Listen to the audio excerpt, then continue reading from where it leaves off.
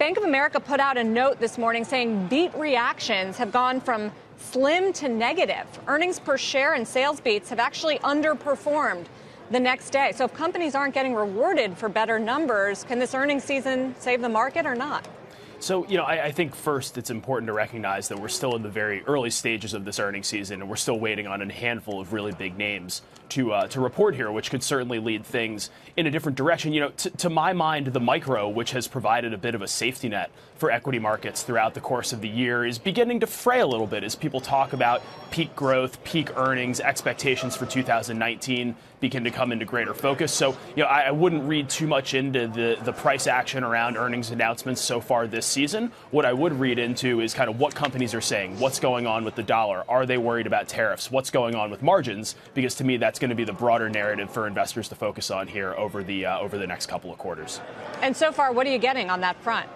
Well, we're seeing a lot of concern about the U.S. dollar. I think people came into this earnings season expecting tariffs to be the hot item. But a lot of people talking about how over the course of the year with the dollar strengthening, that's beginning to weigh on revenues, particularly for those more internationally exposed sectors like technology, industrials, materials. And we expect that trend is going to continue. So watching those details quite closely. So with investors a little bit pickier here, Ernesto, where do you find value in the big cap names? Well, we find value in the so-called value stocks.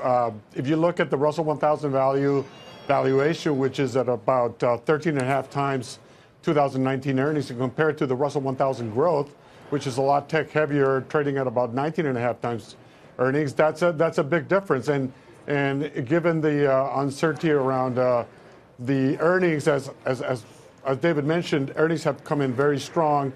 But the outlook that companies are delivering may not be as strong as it has been in the past. That's going to set the tone for the market. So you want to have some protection in terms of not buying the most expensive stocks, which when they disappoint, they then tend to get hit very hard.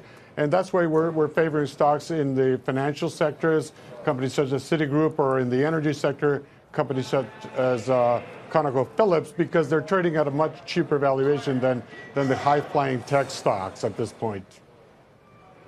Hey, David, it's hard to believe it was just a few weeks ago that Jay Powell said the economy was at an extraordinary moment. At what point do you start to try to calculate whether or not they actually turn tail in December or even early 2019? So, I think that the outlook for the U.S. economy still looks fairly solid. I think, our expectation for the better part of this year has always been for 3% growth to be maintained through the end of 2018 and through the middle of 2019.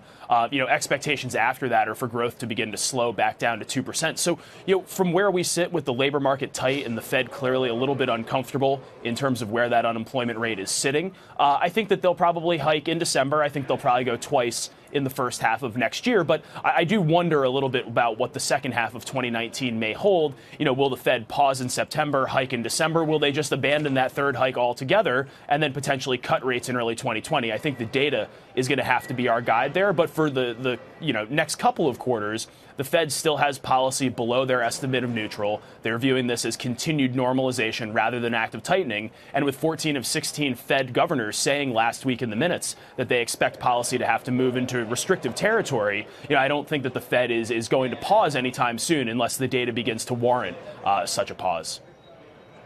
Which is a sort of a question right now, Ernesto, and it hasn't been. You said you like financials and Citigroup in particular. Do you need to see the Fed continuing to gradually raise interest rates here once in December, a few times next year, for that group to outperform? Well, that would certainly be very helpful. It's not necessary, but that's going to be the primary driver. So financials are driven by two things: strong economic growth, because they're essentially cyclical companies or very sensitive economic companies, and higher interest rates because they translate into higher interest and higher net interest margins. If you don't get the higher interest rates on the long end, that would complicate the story a little bit. But the story with financials is a big one of returning capital to shareholders. That's not going to stop. Clearly, for example, Citigroup has been improving their capital position to the point where they're now starting to bump up their dividend, and that's what's going to drive this stock. Of course, higher net interest margin would be very helpful, and strong economic growth, which we're seeing and we will continue to see as David mentioned, we will be very helpful as well.